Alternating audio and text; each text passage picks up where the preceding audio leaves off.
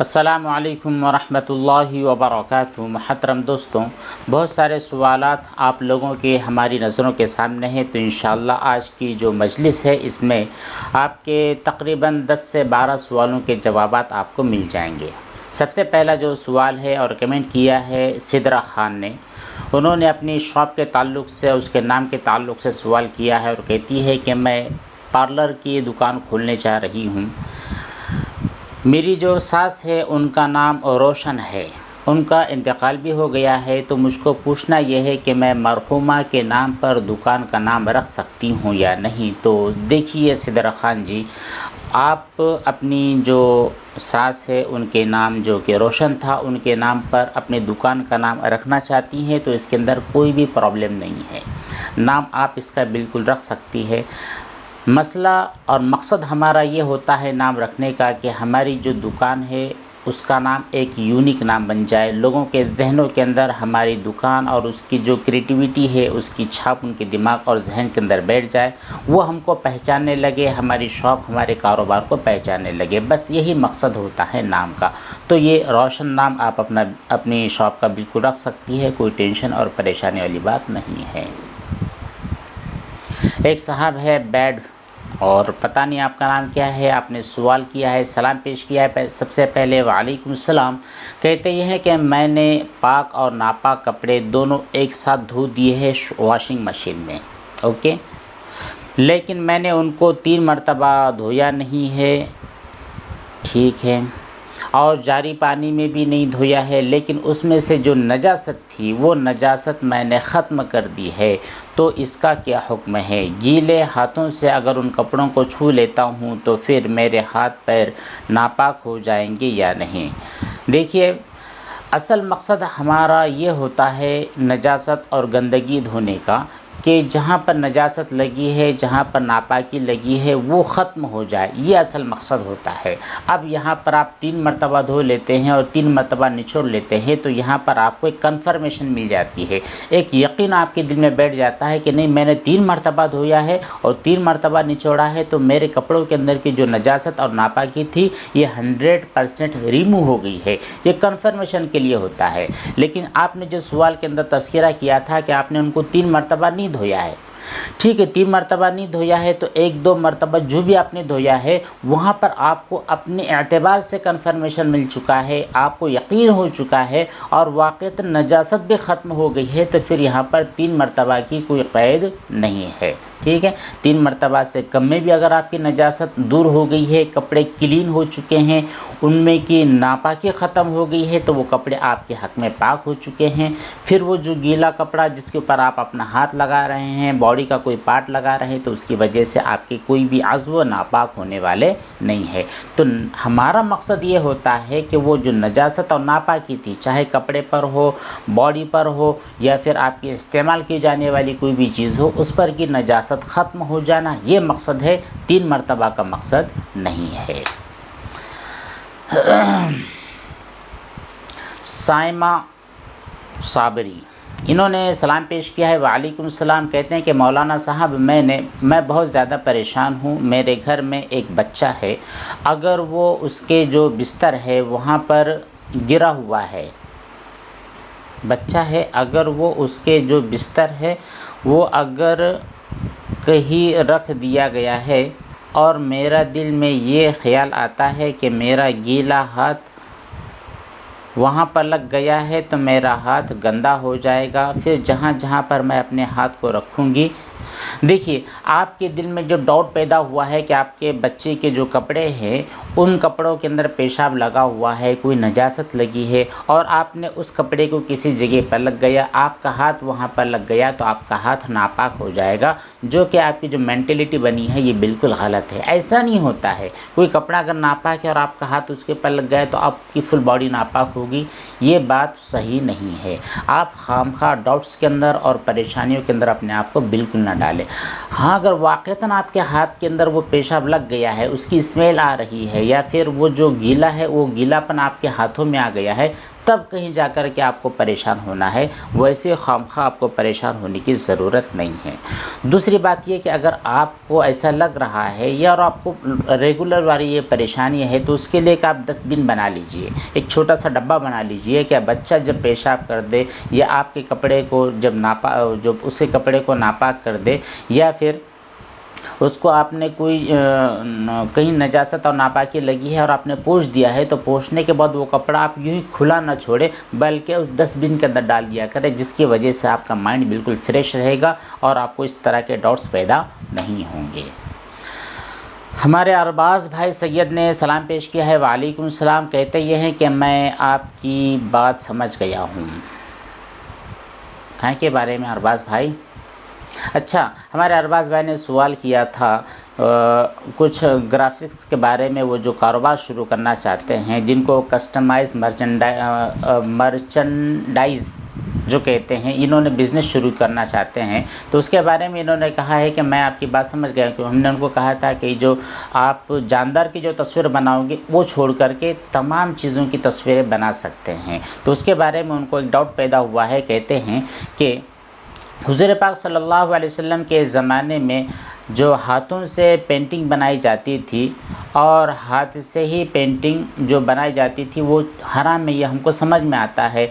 लेकिन जो आजकल का ज़माना है कस्टमाइज़ मर्चेंडाइज़ का जो बिज़नेस है, वहाँ पर हम हाथों से कोई तस्वीर नहीं बनाते हैं, बल्कि कंप्यूटराइज्ड पेंटिंग होती है, जो कि बहुत सारी कोडिंग्स के ज़रिए वो फॉर्मेट होती है। तो ऐसी सूरत के अंदर क्या वो तस्वीर जो कि डिजिटल के हुक्म में आती है, जो कंप्यूटराइज होती है, वो भी जानदार की अगर बनाई जाए तो क्या वो भी हराम होती है? तो देखिए अरबाज़ भाई, ये जो डिजिटल तस्वीर होती है, ये जो कैमरा है जिससे आप तस्वीर निकालते हैं, आपके कंप्यूटर है या फिर कोडिंग के ज़रिए जो तस्वीर वगैरह बनाई जाती है, तो यहाँ पर भी हमारे जो उलमा किराम है उनके मुख्तलिफ़ अक़वाल है। ये जो हाथों से बनाने वाली पेंटिंग है या फिर मुजस्समा जो कि डायरेक्टली आप पत्थर पर या फिर और भी जो दीगर धात होते हैं, दीगर जो चीज़ें होती हैं, वहाँ पर जो आप अपने हाथों से क्रिएट करते हैं वो तो हराम है ही। लेकिन जो डिजिटल तस्वीरें होती है, जो हमारा मोबाइल है, हमारे कंप्यूटर है, कैमरे हैं, इनके ज़रिए जो तस्वीर बनाई जाती है, वहाँ पर भी उलमा किराम के दो ग्रुप हैं। एक ग्रुप वो है जिन्होंने इनको हराम रखा है और दूसरा ग्रुप वो है जिन्होंने इसके अंदर कुछ इजाज़त दी है। तो जो इख्तलाफ हो गया है, तो उस इख्तलाफ की वजह से भी वो जो हुर्मत वाली जो बात होती है, हराम वाली जो बात होती है, मुमानियात वाली बात होती है, उसी को हम इख्तियार करते हैं। क्योंकि जहाँ पर दो चीज़ों के अंदर जहाँ पर इख्तलाफ हो जाता है, तो जो एहतियात वाली बात होती है, एहतियात वाली बात होती है, उसी एहतियात वाली बात को तरजीह दी जाती है। तो देखिए यहाँ पर भी हमारे सामने दो चीज़ें आ गई हैं, या तो आप हाथों से तस्वीर बनाइए या फिर डिजिटल तस्वीर बनाइए। हाथों से तस्वीर बनाना तो मजमूई तौर पर, इज्तिमाई तौर पर, नुसूस के एतबार से भी हराम है। डिजिटल तस्वीर यहाँ पर इख्तलाफ हो गया है, तो इख्तलाफ की वजह से जो एहतियात वाली बात होती है, जिन लोगों ने तक़वा की बुनियाद पर एक अलग फ़ैसला दिया है, आप उन्हीं की बात को ले लीजिए, तो इंशाअल्लाह आप गुनाह से बच जाएंगे, या फिर गुनाह का जो शायबा आपके दिमाग और दिल के अंदर बैठ जाएगा, उससे भी आप महफूज हो जाओगे। हाँ, ज़रूरत के एतबार से कोई मसला नहीं है, ज़रूरत आपको है तो ज़रूरत की बुनियाद पर जानदार की तस्वीर बनाने की शरीयत में आपको इजाज़त दी है। लेकिन यहाँ पर जो कस्टमाइज जो आपके इस्तेमाल की जाने वाली जो चीज़ें हैं, ये आपके मान लीजिए आपने कोई कप लिया है, उसके ऊपर तस्वीर बना रहे हैं, इसकी कोई ज़रूरत नहीं है, न कानूनी एतबार से न इस्लामी एतबार से ज़रूरत नहीं है। तो जहाँ पर ज़रूरत नहीं है वहाँ पर छोड़ देना ही बेहतर है। पासपोर्ट बनाना आपके लिए बिल्कुल ज़रूरी है, तो वहाँ पर तस्वीर खिंचाना, तस्वीर बनाना और इसकी प्रिंट करवाना, ये सब आपके लिए जायज़ हो जाएगा। या फिर आप कोई डॉक्यूमेंट्स बनवा रहे हैं, वहाँ पर आपका फ़ोटो बनाना ज़रूरी हो गया है, बग़ैर फ़ोटो के आपकी शनाख्त ही नहीं होती है, तो वहाँ पर वो फ़ोटो बनाना आपके लिए जायज़ है, उतनी शॉप आपके लिए वो भी दुरुस्त है। लेकिन ऐसी जो बातें होती है जो हम बस शौक़िया तौर पर जो करते हैं, हमारे इंस्टाग्राम है, हमारे फेसबुक है, ये जो सोशल मीडिया है, वहाँ पर डालने के लिए जो तस्वीरें होती है, तो इनकी न कानून एतबार से मजबूरी है, ज़रूरत है, और न इस्लामी एतबार से कोई ज़रूरत है, लिहाजा इनसे बचना ही है। तो आपके जहन के अंदर जो बातें थी, उम्मीद है कि वो क्लियर हो गई होगी। तो खुलासा ये है कि देखिए आप इनसे बचिए, ठीक है, बचना ही ज़्यादा बेहतर है। इंशाल्लाह आप बचोगे तो आपका जो कारोबार है जिसके आप दाग बेल डालना चाहते हो, वहाँ पर अगर गैर जानदार चीज़ों के आप कंडीशन डाल देते हो तो इंशाल्लाह कस्टमर्स आपकी बातों को समझ भी जाएंगे। और बहुत सारे हैं भी जो ये चाहते हैं कि नहीं मेरे पास जो चीज़ें आएगी उसके ऊपर बेहतरीन किस्म के फूल हो, बेहतरीन किस्म के जो हमारे कुदरती जो नज़ारे होते हैं उनकी आप क्राफ्टिंग कीजिए, तो आप वो काम बिल्कुल कर सकते हैं। ऐसे लोग आपको मिल जाएंगे, ऐसे कस्टमर आपको मिल जाएंगे और इंशाल्लाह आपके पास आएंगे। और एक मशकूक वाली चीज़ से अगर आप बच जाओगे तो इंशाल्लाह अल्लाह ताला आपके कारोबार में भी बरकत देंगे। वापस से अरबाज भाई ने दूसरा सवाल किया है कहते हैं कि इस्लाम अमन और शांति को पसंद करता है। तो जी भाई बिल्कुल, और अगर किसी को कोई तकलीफ़ नहीं देनी चाहिए, ये भी इस्लाम का मैसेज है बिल्कुल। तो किस कंडीशन में इस्लाम किसी को मारने की या फिर परेशान करने की इजाज़त देता है या फिर उसको रिटर्न में मारने की इजाज़त देता है? देखिए, इस्लाम सुख, शांति और अमन का मज़हब है, उसी की तालीम देता है। हाँ, ये बात बिल्कुल है कि आप किसी पर जुल्म भी नहीं कर सकते, और अगर कोई आप पर जुल्म करता है तो आपको जुल्म बर्दाश्त भी नहीं करना है। कानूनी एतबार से या फिर इस्लामी तालीमात के अंडर में रहते हुए जमहूरी हुकूक को इख्तियार करते हुए अगर आपके ऊपर कोई जुल्म करता है, कोई आपको तकलीफ़ देता है, तो फिर आपका कानून ही और आपकी जमहूरियत ही ये आपको बहुत सारे फंडामेंटल राइट्स देते हैं, है ना। उन राइट्स को आपको यूज़ करना है। उन जुल्म से बचने के लिए अगर कोई आदमी आपके ऊपर कर रहा है तो उसके लिए जो कानून आपको राइट्स देता है आपको उनको यूज़ करना है और आप इस्तेमाल कर सकते हैं। बहुत सारे जमहूरी हुकूक आपके हक़ में हैं। खैर, जो कानून एतबार से जो लड़ाइयाँ लड़ी जा सकती वो आपको करना है, जो गैर कानूनी चीज़ें उनसे आपको बचना है। गेमिंग साहब ने गेमिंग ज्ञान है, इन्होंने 5 सवालात किए हैं। पहला सवाल इनका यह है कि जब मैं जो नजासत है, जो गंदगी है, जो पखाना होता है वो कर लेता हूं तो उसके बाद शर्मगाह को धोते हुए नापाक पानी शर्मगाह के इधर उधर लग जाता है, तो फिर मैं क्या करूं? देखिए, जब वो पानी इधर उधर लग गया है तो आप दूसरी मरतबा वहाँ पर पानी डाल दीजिए। फर्स्ट टाइम आपने नजासत को साफ़ की तो आपकी जो बॉडी का जो पार्ट था वो पाक हो गया है, लेकिन वो जो पानी इधर उधर लग गया उतना हिस्सा अभी तक नापाक है, तो दूसरी मरतबा आप दूसरे हिस्से पर पानी डाल दीजिए। मसला आपका यहीं पर क्लियर हो जाता है। फिर आप कहोगे कि नहीं, फिर तीसरी मरतबा वो जो वाला पानी जो बह गया था, फिर चौथी मरतबा क्या करो? वहाँ तक पहुँचने की ज़रूरत नहीं है, नजासत ख़त्म हो गई है। पहली मरतबा, दूसरी मरतबा में नजस पानी इधर उधर है, फिर तीसरी मरतबा में वो आप पानी डालते हैं तो वो ख़त्म हो गया है। फिर बाद में बहुत ज़्यादा केयर करने की ज़रूरत नहीं है, वरना फिर 2-2, 3-3 घंटे वहीं पर लग जाएंगे। दूसरा सवाल आपका यह है कि जब मैं लोटे से जो पखाना है उसकी सफाई करने के बाद शर्मगाह को धोता हूँ तो फिर फ्लैश से जो पानी है उसके कुछ छींटे उधर लग जाते हैं, तो क्या? यहाँ पर आप फ्लश बिल्कुल इजीली और नॉर्मल अंदाज के अंदर यूज़ कीजिए, क्योंकि हमने खुद देखा है कि बहुत सारे फ्लश इतने प्रेशर के साथ होते हैं कि आपका दिमाग काम करना बंद कर देता है और बाज़ दफ़ा नीचे के छींटे उड़कर उधर आ जाते हैं। तो इससे आपको बचना है। अगर आ गए हैं तो फिर दूसरी मरतबा पानी डालकर उनको बहा दीजिए। तीसरा सवाल आपका यह है कि प्लीज़ आप मुझे हाथ धोने का प्रैक्टिकल तरीक़ा बताइए। जब मैं पखाने से या फिर पेशाब से फारिग होने कर आता हूँ तो मुझे हाथ धोने में बहुत टाइम लगता है। बिल्कुल टाइम लगाने की ज़रूरत नहीं है। जब आप फारिग होकर बाहर आ गए हैं तो जाहिर सी बात है आपके पास या तो एक वॉश बेसिन होगा या फिर कोई मग्गा होगा बाल्टी में। वॉश बेसिन अगर है तो आप उसको नल को ऑन कर दीजिए या अपने दोनों हाथ है वहाँ पर सामने रख लीजिए, उनको नॉर्मली अंदाज के अंदर धो देना है। साबुन लगाना आपके ऊपर ज़रूरी नहीं है, शैम्पू का यूज़ करना आपके ऊपर फ़र्ज़ नहीं है। नॉर्मली अंदाज के अंदर इस तरह अगर आप अपने हाथों को धो लेते हैं तो आपके हाथ क्लीन हो गए हैं। दूसरी चीज़ ये कि अगर आपके पास हैंड शावर नहीं है बल्कि मग्गे से आप धोना चाहते हैं तो ये जो आपका दाएँ वाला हाथ होता है दाएँ हाथ से उठाइए, बाएं वाले हाथ के ऊपर डाल देना है। ओके, हो गया। फिर ये जो दाएं हाथ के जिस हाथ को आपने धोया है, धो करके पानी गिर गया, फिर जो थोड़ा सा पानी था वो उठाकर वो जो उसकी डंडी है वहाँ पर डाल लीजिए। फिर दाएं हाथ के अंदर आप उसको पकड़ कर सीधे वाले आपको हाथ धो लेना है। आपके दोनों भी हाथ क्लीन और क्लियर हो चुके हैं। चौथा सवाल आपका यह है कि पेशाब से पखाने से जो फारिग हो जाते हैं तो जो शर्मगाह को धोने के लिए हम शर्मगाह आगे से धोएं या फिर पीछे से पानी बहाना, जिधर से आपको सहूलत हो। यहाँ पर कोई ऐसी फ़र्ज़ ज़रूरी चीज़ नहीं है। ज़रूरी चीज़ यह है कि हमारी जो नजासत उस मकाम पर लगी है उस नजासत को ख़त्म कर दिया जाए। फिर चाहे आप अपनी सहूलत के एतबार से पीछे से पानी डालिए, आगे से डालिए।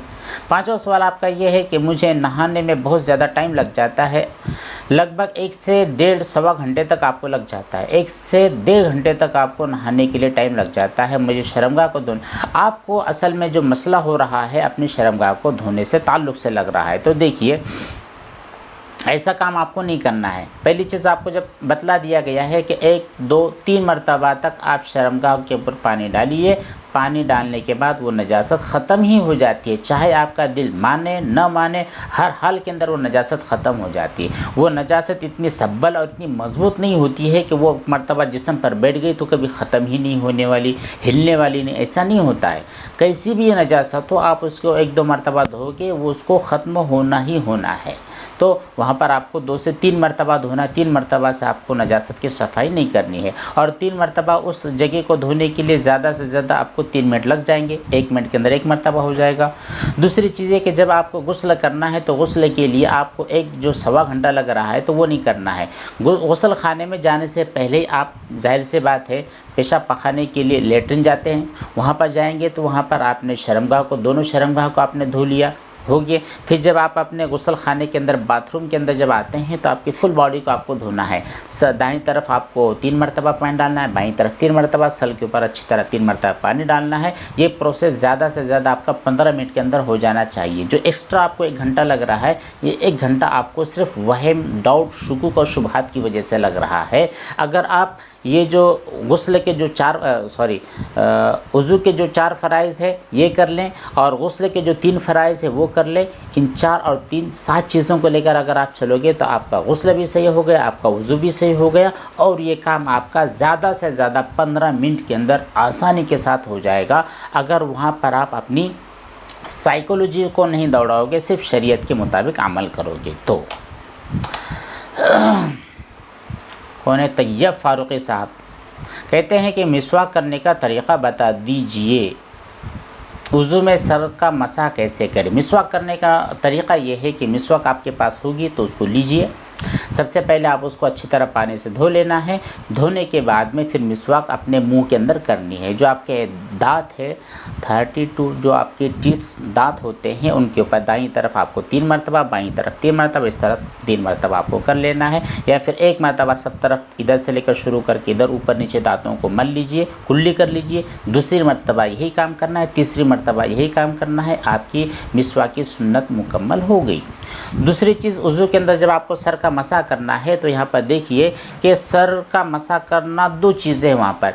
एक तो पूरे सर का, यहाँ से लेकर यहाँ तक के पूरे सर का मसा करना ये सुन्नत है, और दूसरा चौथा हिस्सा, सर का जो आपका चौथा हिस्सा होता है उसका मसा करना फ़र्ज़ है। तो आप सुन्नत के मुताबिक मसा करना है। ये जो आपके जो 10 उंगलियां हैं, 10 उंगलियों में से जो 3 उंगलियां हैं, इधर की 3 इधर की 3, इनको आप मिला दीजिए। यहाँ से स्टार्ट करके यहाँ तक इस तरह ले जाना है। फिर बाद में अब इतना हिस्सा आपका बचा हुआ है, इतना दोनों हाथों का इतना हिस्सा, फिर यहाँ से कानों का मसा करते हुए यहाँ रिटर्न आ जाए। आपके अगला भी हिस्सा हो गया, पिछला भी हिस्सा आपका हो गया है। अगली बात आपने कही कि अगर पैर पर नापाक छींटे लग गए हैं तो जब वज़ू करने के बाद पैर पाक हो जाए। बिल्कुल, आपके पैरों पर, हाथ पर, कहीं पर भी वज़ू ही हम इसलिए कर रहे हैं कि हमारे हाथ पैर वगैरह जहाँ पर अगर कोई गंदगी वगैरह लगी है तो वो भी ख़त्म हो जाए। तो उस नजासत और नापाकी के धोने के लिए अलग से पैरों को धोना नहीं है। वज़ू के अंदर जो आपने हाथों और पैरों को धोया है उसी ज़िमन के अंदर आपके हाथ और पैरों की जो नजासत और नापाकी है वो भी ख़त्म ही हो जाती है। जब मैं वॉश बेसिन की टंकी पर मैं हाथ धोता हूँ तो फिर टंकी को पॉलीथीन से अच्छी तरह ढक लेता हूँ। मुझको लगता है कि टंकी नापाक हो जाएगी। आपको इस तरह शक करने की ज़रूरत नहीं है। जो आपकी वॉश बेसिन होती है ये ऑलरेडी ऐसे राउंडेड होती है। यहाँ पर जब अच्छी तरह आप अपने हाथों को नीचे धोते हैं ना तो पानी वहीं पर रहता है और वहीं पर अंदर चला जाता है, उड़ कर के आमतौर पर बाहर नहीं आता है। तो इस तरह का खौफ आपको खाने की और बाकायदा वो जो टंकी है उसको पॉलीथीन से ढाँकने की ज़रूरत नहीं होती है। और बहुत सारे आपके जो यहाँ पर जो वॉश बेसिन है वहाँ पर इस तरह के फ्लेक्सिबल वो भी होते हैं, जो आपके नल है फ्लेक्सिबल भी होते हैं। अब उनको इस तरह घुमा करके चारों तरफ से पानी भी बहा सकते हैं। तो खैर इतना ज़्यादा टेंशन लेने की आपको क़तई ज़रूरत नहीं है।